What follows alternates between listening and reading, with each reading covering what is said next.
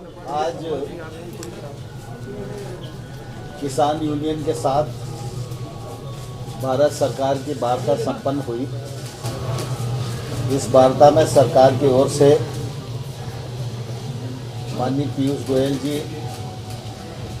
माननीय सोम प्रकाश जी, भारत सरकार के अधिकारीगण सभी सम्मिलित हुए और किसान यूनियन के साथ वार्ता सौहार्दपूर्ण वातावरण में संपन्न हुई।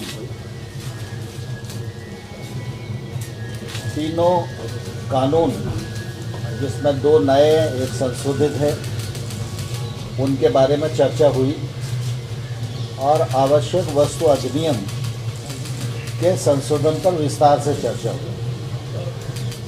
चर्चा में उन्होंने अपना मत व्यक्त किया और हमारे मंत्री जी ने विस्तार से उस एक्ट को सभी यूनियन के साथ सामने रखा और उनकी जो शंकाएं हैं उनको समाधान करने की कोशिश की। लेकिन चर्चा निर्णायक मोड़ पर नहीं पहुंच पाई और उसके बाद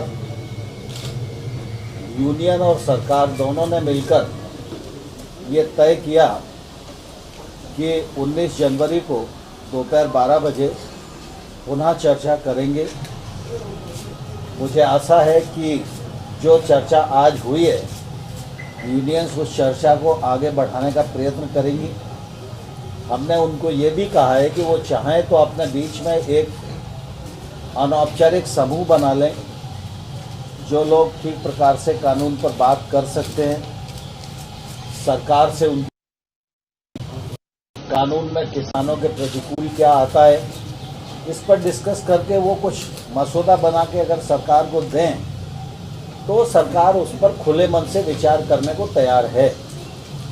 जहाँ तक सरकार की समझ का सवाल है, सरकार ने विभिन्न दौरों में किसान यूनियन की जो बातचीत हुई है उसमें बहुत सारी उनकी जो शंकाएं हैं उनको पहचान किया है और उन शंकाओं को दूर करने के लिए अपना मत भी व्यक्त किया है और यूनियंस को लिखित प्रस्ताव भी सरकार की ओर से दिया गया है। लेकिन वो प्रस्ताव उन लोगों को मंजूर नहीं था। इसके कारण वार्ता चल रही है और हमारी कोशिश है कि वार्ता के माध्यम से रास्ता निकले और किसान आंदोलन समाप्त हो।